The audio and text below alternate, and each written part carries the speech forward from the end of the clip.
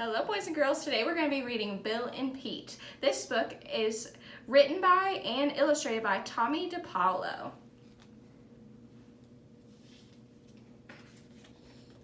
So here we go. Bill and Pete. And here we have our two characters to start off. This is Bill and this is Pete. William Everett Crocodile lived on the banks of the River Nile with his mama.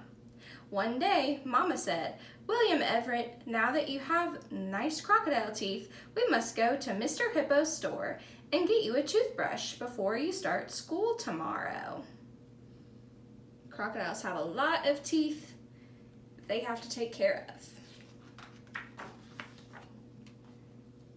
William Everett liked Mr. Hippo's store because it was full of things.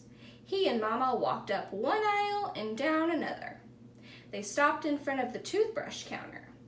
"You may choose your own toothbrush, William Everett," Mama said. William Everett looked and looked. "Hi," said a toothbrush. "What's your name?" "My name's William Everett. What's yours?" "Pete," said the toothbrush. So we can go ahead and pay attention to, is it really a toothbrush? No, we don't see a toothbrush in this picture. We see a bird. So I wonder how the bird is going to act like a toothbrush for William Everett. "I found the toothbrush I want, Mama," said William Everett. "His name is Pete." "Good," said Mama. "We can go home now." So Pete became William Everett's toothbrush and his best friend, too. The next morning, Mama said, "William Everett, wake up. It's time to go to school."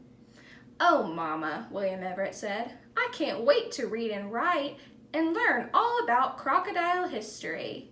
"Someday, I will be proud of you, William Everett," Mama said. So it's time for him to go to school.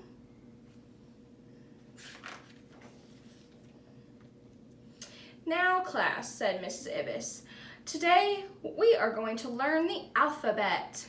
Then we will be able to write our names. Now, repeat after me." The little crocodiles repeated after Miss Ibis. A, B, C, D, E, F, G. They said the whole alphabet. They said the letters over and over again until they knew all of them by heart. "Well, William Everett," said Mama, "what did you learn in school today?" "William Everett say the alphabet," said Pete. William Everett said every letter without a mistake. So here you can see his speech bubble. That means that William Everett is talking, and he says the whole alphabet. And look at what his mama is doing. I see hearts over her head. So I wonder what that means that she's thinking. "Oh, William Everett," Mama said, "that was beautiful." The next day, Miss Ibis taught the class how to write all the letters. The little crocodiles wrote the letters over and over until they could write them by heart. "And what did you learn today, William Everett?" Mama asked. "William Everett, write the letters," said Pete. William Everett wrote every letter without one mistake. "You're so smart, William Everett," Mama said. "Someday you will be famous." So here you can see he wrote all of his letters.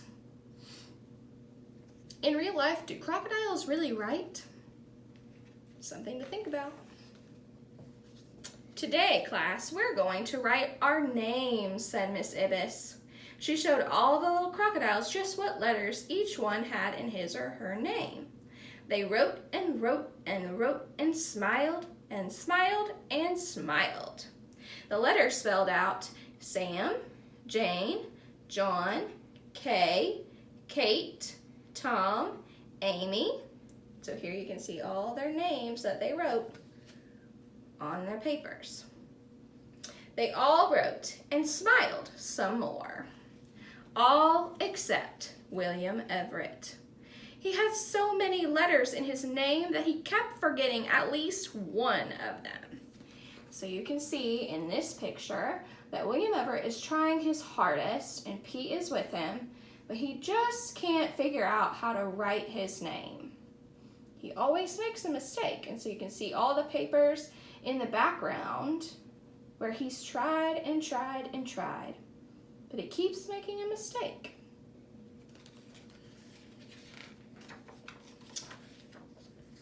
Poor William Everett. Big tears ran down his nose. Is something wrong, William Everett? Pete asked. I'll never learn to write my name, he cried.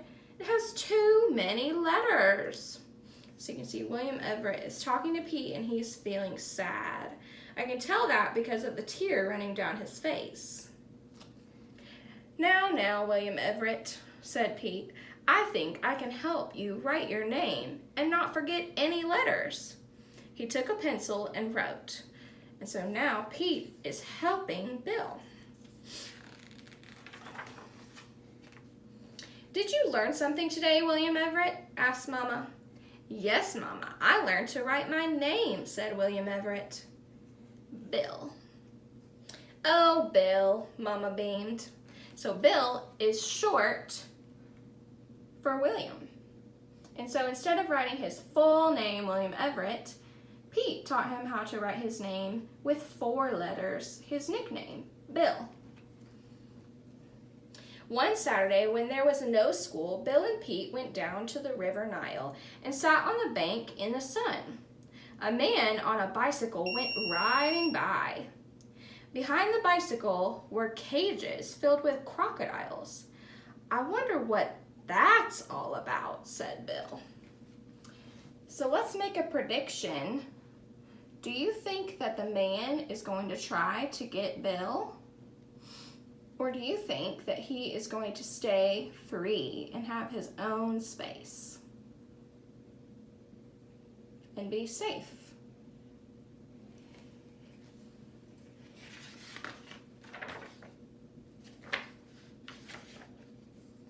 That's the bad guy, and those crocodiles are on their way to Cairo to become suitcases, said an old crocodile swimming by.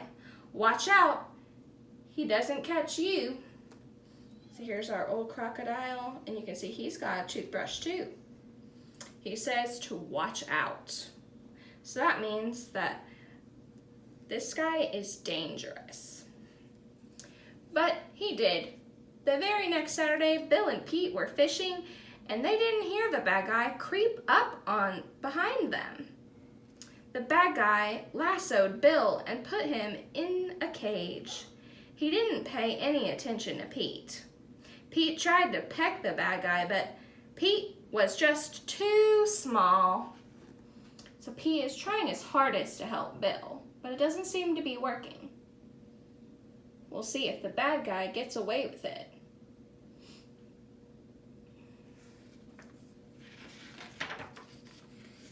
Poor Bill.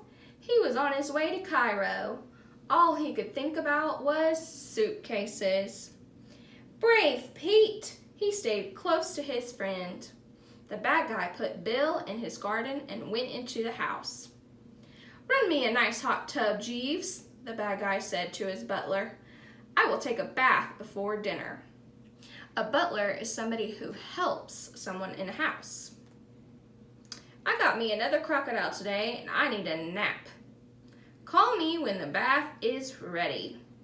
Tomorrow that crocodile becomes a suitcase, he added.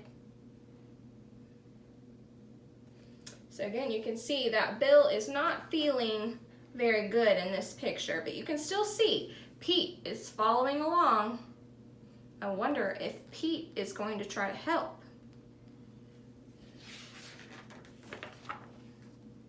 Not if I have anything to say about it, said Pete. I'm more than just a toothbrush. And Pete picked the lock with his beak. So Pete says, I'm more than just a toothbrush. He's being a good friend to Bill. So you can see he's putting his beak inside the lock. I wonder if it's going to work. Quick, Bill, let's get out of here, said Pete. No, I'm mad, said Bill. I'm going to make sure there are no more crocodile suitcases. I wonder how Bill is going to act now. What is he going to do now that he's out of the cage?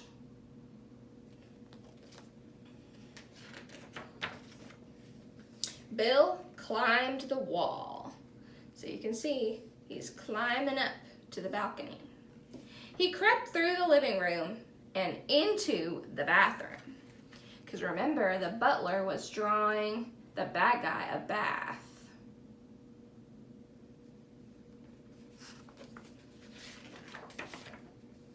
"Your bath is ready, sir," said Jeeves. And there was Bill, right with the rubber ducky.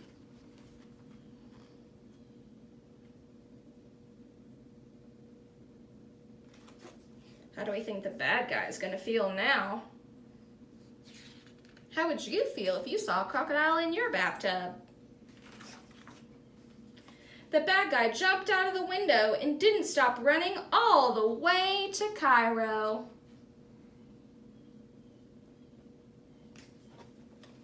"Oh, look, a nice dinner," said Pete. "And I am hungry," said Bill. So here they are. They're going to eat the bad guy's dinner.